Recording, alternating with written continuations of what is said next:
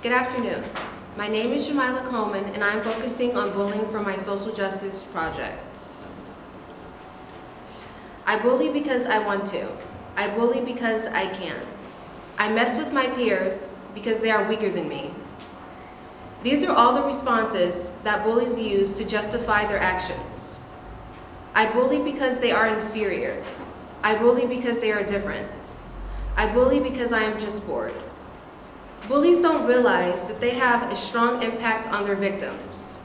They give these answers thinking that it makes it okay to bully, but it doesn't. They don't realize that their actions have consequences.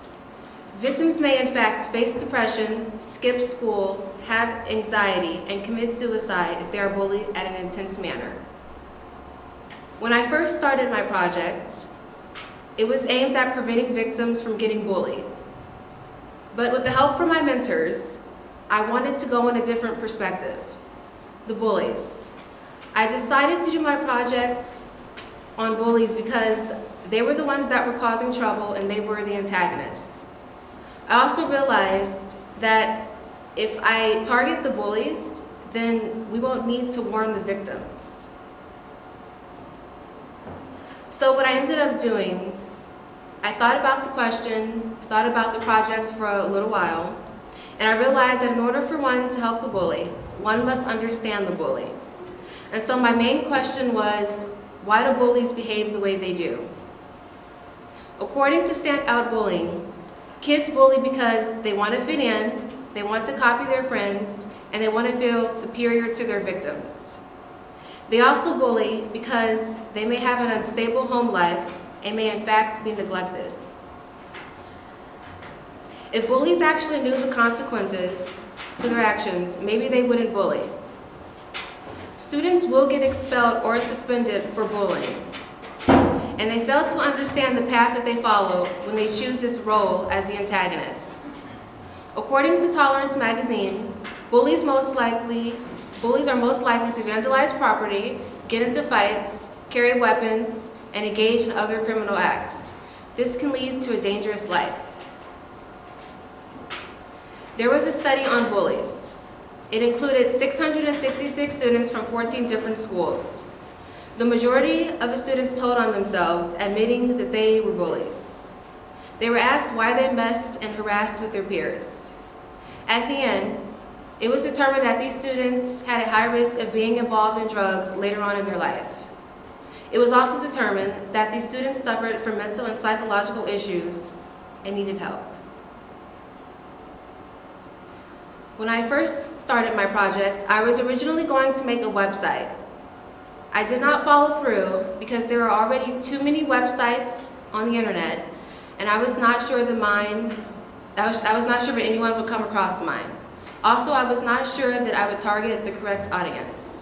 I wanted to be proactive, and I did not want to just post another lecture on the internet. I wanted people to actually learn from it.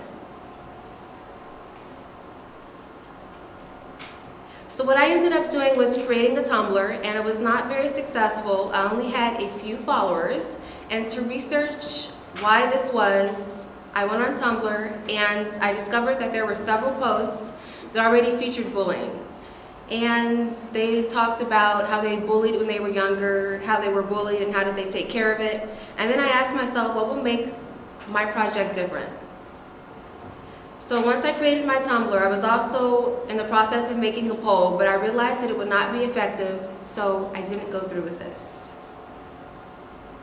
When I first started my project, I thought that I would make a big contribution to the world, and I thought that I would change at least 10 lives, but I didn't. I had a very high expectation of myself, and I thought that I could do this in a semester, but I realized that to produce change, it could take years. I learned that things never go as planned, and I thought that I would change lives, but in actuality, I didn't change any.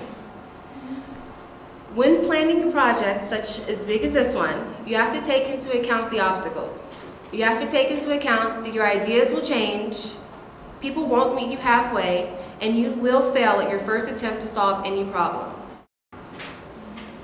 It took me an entire semester to learn this, and if I had knew this on day one, I would have never progressed, and I would not be standing here before you today sharing this experience with you.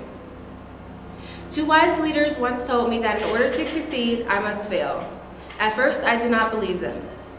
I thought that I failed because I did not change the world, I did not make an impact, and at first I did not believe in failure. But in actuality, I succeeded because I learned that you must fail in order to be successful. And that's what I did. I did not succeed in making a website or making an effective Tumblr. I did not succeed also in making a poll. But I succeeded because I never gave up, I was determined to make a difference, and I was passionate about my topic. I succeeded because I went through the journey.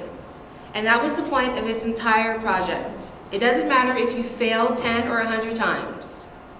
As long as you go through the process, you learn from your mistakes and not give up, you are already successful.